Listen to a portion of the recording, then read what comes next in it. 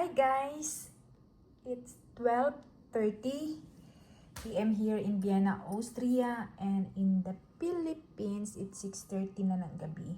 So, ngayon guys, ang niluto ko ay pork steak. So, this is my kind of pork steak guys.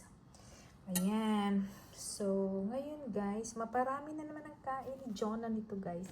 Sira na naman ang diet ni Jonah. Nagsige na lang sabi, diet. Pero sige rin, kain. So, eto guys. Dala na to guys, hapunan. So, yung klase ng pork steak ko guys, wala siya masyadong sabaw.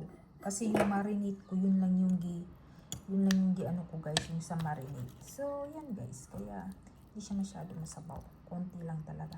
And of course guys, kapag ganito yung ulam natin guys, edi, ano pa ba guys? Rice is life. So, kain tayo guys. Babush!